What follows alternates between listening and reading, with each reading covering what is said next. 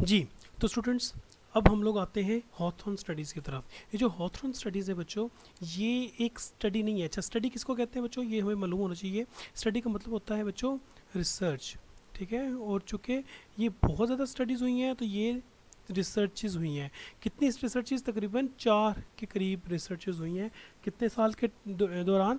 1924 से लेके 1900 तकरीबन 1932 तक। तो ये तकरीबन 8 साल तक जो है ये रिसर्च होती रही। एक रिसर्च नहीं, एक के बाद दूसरा रिसर्च, दूसरे के बाद तीसरी रिसर्च, तीसरे के बाद चौथी रिसर्च। इसको हम कहते हैं हॉथॉर्न स्टडीज़। एक series of study, series of researches जो सीरीज ऑफ रिसर्चेज हैं जो कि कंडक्ट हुई थी कहाँ पे? शिकागो के अंदर बच्चों। एक कंपनी थी जिसका नाम था वेस्टर्न इलेक्ट्रिक कंपनी। ठीक है जी। अब ये चाह ये रहे थे कि हम लोग कंपनी की प्रोडक्टिविटी को देखें कि किस तरीके से इम्प्रूव होती है। ठीक है। चाह ये रहे थे कि हम लोग कंपनी की प्रोडक्टिविटी को इम्प्रूव करें। तो कंपनी की प्रोडक्टिविटी को इम्प्रूव करने के लिए इन्होंने 3-4 काम किए। पहला काम इन्होंने क्या किया? इन लोगों ने काम ये किया कि इन्होंने मुख्तलिफ़ किस्म के लाइटनिंग इफेक्ट्स डाल दिए। लाइटनिंग इफेक्ट्स से मुराद ये है कि रोशनी जो है वो ऐड कर दी उन्होंने, और रोशनी ऐड करने के बाद कम कर दी। मैं आपको एक एग्जांपल इसकी दिखाता हूँ।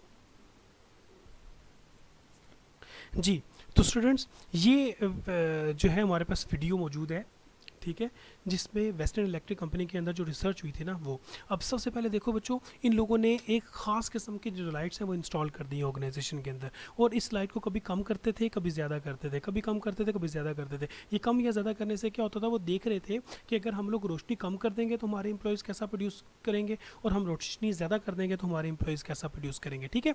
अब जब ये भी देख लिया हम लोगों ने, तो उसके बाद फिर उन लोगों ने एक काम और किया। उसके बाद वो काम ये क्या किया कि उन लोगों ने 6-6 लोगों की एक टीम बना के टीम के अंदर काम देना शुरू कर दिया। ठीक है। 6-6 लोगों की टीम बना के टीम के अंदर काम देना शुरू कर दिया। ये जो है वीडियो हमारे सामने मौजूद है।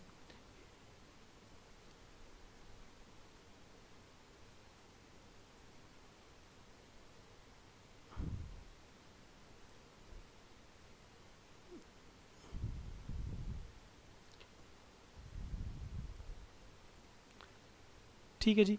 ये जैसे कि आपको बताया गया है कि सबसे पहले हम लोग लाइट का इफेक्ट था। ठीक है। लाइट के इफेक्ट के बाद उन्होंने 3-4 साल तक ये रिसर्च की। 3-4 साल के बाद ये रिसर्च करने के बाद उन्होंने एक और रिसर्च की, और उस रिसर्च में उन्होंने क्या देखा? जी स्टूडेंट्स, तो सबसे पहले जैसे हम लोग डिस्कस कर रहे थे, उन्होंने एक चीज़ ऐड की जिसे हम कहते हैं लाइटिंग स्टडी। लाइटिंग स्टडी से मुराद, जैसे हम लोग पढ़ चुके हैं, अभी देखी भी हम लोगों ने वीडियोस कंपनी के अंदर की भी, जिसमें लाइट्स जो है, रोशनी जो है वो कम या ज़्यादा करने से उन्होंने चेक करने की कोशिश की, रिसर्च की, तहकीक की कि हम लोग रोशनी कम करने से परफॉर्मेंस कैसी होगी, प्रोडक्शन कितनी ज़्यादा अच्छी होगी, और रोशनी ज़्यादा करने से प्रोडक्शन जो है वो कितनी अच्छी हो जाएगी। जब ये काम हो जाता है तो उसके बाद आगे जब दूसरे नंबर पे आता है, तो दूसरे नंबर पर उन्होंने क्या स्टार्ट किया? वर्किंग कंडीशन जो है वो उन्होंने चेंज कर दी। वर्किंग कंडीशन से मुराद क्या है? उन्होंने 6-6 लोगों की टीम बना के अलग अलग ग्रुप्स में अलग अलग लोगों को उन्होंने डाल दिया। ठीक है जी। जैसे ये अलग अलग टीम्स बना दिए। जब ये 2 काम कर लिए तो उसके बाद उन्होंने तो कुछ अरसे तक एक और काम किया। वो क्या किया?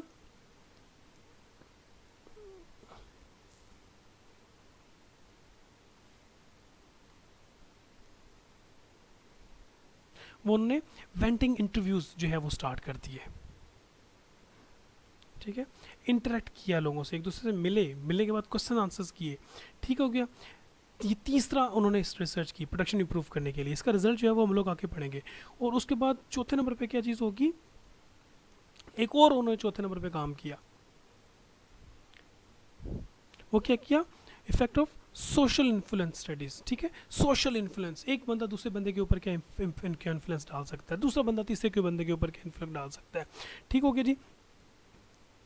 वर्कर नंबर 1 वर्कर नंबर 2 के ऊपर का इन्फ्लुएंस डाल सकता है। तो बच्चों ये चीज़ें जो थी वो हम लोगों ने डिस्कस की और हम लोगों ने पढ़ी वेस्टर्न इलेक्ट्रिक कंपनी के अंदर, जब ये रिसर्च कर रहे थे इन 4 सालों के अंदर। ठीक हो गया जी। इन 4 सालों के अंदर ये चारों के चारों जो रिसर्च हम लोगों ने 4 साल तक की और 8 साल तक की, इन रिसर्चेज के बाद जो रिजल्ट निकला वो क्या निकला? रिजल्ट ये निकला कि productivity unexpectedly increased under imposed adverse working conditions. The effect of incentive plans was less than expected. ठीक है। हम लोग जब incentives प्लान दे रहे थे, हम लोग जो incentives दे रहे थे, हम लोग जो रिवॉर्ड्स दे रहे थे वो रिवॉर्ड और इंसेंटिव्स इतने ज़्यादा इफेक्टिव साबित नहीं हुए जितनी ज़्यादा इफेक्टिव सोशल नॉर्म्स हुई, ग्रुप स्टैंडर्ड्स हुए। इसका मतलब क्या हुआ बच्चों कि पैसे, सैलरी, पे, इंसेंटिव्स ये इतने ज़्यादा इम्पोर्टेंट नहीं है प्रोडक्टिविटी इंप्रूव करने के लिए। इंसान का अपना बिहेवियर इंपॉर्टेंट है, इंसान का रवैया इंपॉर्टेंट है, इंसान का कंडक्ट इंपॉर्टेंट है, ठीक है, सोशल नॉर्म्स इंपॉर्टेंट है। ऐसी ऑर्गेनाइजेशन जहाँ पे अच्छा रवैया होगा, अच्छे बिहेवियर्स होंगे, अच्छे काम करने वाले लोग होंगे और एक दूसरे की हेल्प करने वाले लोग होंगे, वो ऐसी ऑर्गेनाइजेशन होगी जहाँ पे लोग काम करना चाहेंगे भी। लेकिन बहुत ज़्यादा पैसे लेने के बावजूद अगर आपकी इज्जत नहीं है, अगर आपके साथ रूडली बिहेव किया जाता है, अगर आपके ऊपर वर्कलोड बहुत ज़्यादा दिया जाता है, अगर आपके साथ अच्छा सलूक नहीं होता, तो आप उस ऑर्गेनाइजेशन को, इवन कि आप बहुत ज़्यादा सैलरी ले रहे हैं उसके बावजूद, उस ऑर्गेनाइजेशन को बहुत अच्छी ऑर्गेनाइजेशन कंसिडर नहीं करेंगे। इसका मतलब क्या हुआ कि social norm, group standard and attitudes more strongly influence individuals output and work behaviour than do monetary incentive. Monetary से मुराद ये है कि पैसों वाले इंसेंटिव, ठीक है, जो फाइनेंशियल इंसेंटिव्स होंगे वो इतना ज़्यादा वर्कर की प्रोडक्टिविटी को इम्प्रूव नहीं करता जितना ज़्यादा सोशल नॉर्म्स करते हैं। इसका मतलब ये हुआ कि हमने एक बहुत अच्छा ऑर्गेनाइजेशन का कल्चर बनाना है, बहुत अच्छा ऑर्गेनाइजेशन का कल्चर बनाना है, एक इन्वायरमेंट बनाना है जिस इन्वायरमेंट के अंदर हर एक एम्प्लॉई आके सेटिस्फाई होकर काम करे, ठीक है, सोशली उसको प्रॉब्लम ना हो, ग्रुप स्टैंडर्ड्स उसके इतने अच्छे हों, ठीक है, उसके अलावा दूसरे ऑर्गेनाइजेशन के और उसका एटीट्यूड अच्छा डेवलप हो चुका हो ऑर्गेनाइजेशन के बारे में, तो उससे क्या होगा, एम्प्लॉई जो है उसकी जो परफॉर्मेंस होगी वो बहुत ज़्यादा इम्प्रूव हो जाएगी और बहुत ज़्यादा तरक्की कर लेगा। ठीक हो गया जी। उसके बाद बच्चों हम लोग आते हैं अगली अप्रोचेस की तरफ जिसे हम कहते हैं कॉन्टेम्प्रेरी अप्रोचेस। ये अप्रोचेस जो हैं ये वक्त गुजरने के साथ साथ नई अप्रोचेस आई हैं। अच्छा, अब ये जो अप्रोचेस है हमारी, अब कॉन्टेम्प्रेरी अप्रोचेस बच्चों, ये सिस्टम ऑफ अप्रोचेस, उसको समझाने के लिए मैं आपको एक तरीका बताऊँ, वो ये है कि एक छोटी सी चीज़ मैं समझाता हूँ आपको, वो है हमारी ऑर्गेनाइजेशन। मिसाल के तौर पर ये हमारी ऑर्गेनाइजेशन। अब इस ऑर्गेनाइजेशन में बच्चों दो चीज़ें हैं, एक कहेंगे हम लोग इंटरनल एक इन्वायरमेंट और एक होता है ऑर्गेनाइजेशन के बाहर वाला इन्वायरमेंट, इसको हम लोग कहेंगे एक्सटर्नल इन्वायरमेंट। ठीक है जी। अब हम लोगों ने ये देखना है कि कुछ चीज़ें जो आउटसाइड दी ऑर्गेनाइजेशन होती हैं वो भी ऑर्गेनाइजेशन को इफेक्ट कर रही होती हैं। वो चीज़ें जो कंपनी के अंदर है, ऑर्गेनाइजेशन के अंदर है, वो तो इफेक्ट करती हैं, लेकिन कुछ ऐसे पॉइंट्स भी हैं जो कंपनी के बाहर हैं, जिसे हम कहते हैं एक्सटर्नल, वो भी कंपनी को इफेक्ट कर रहे होते हैं।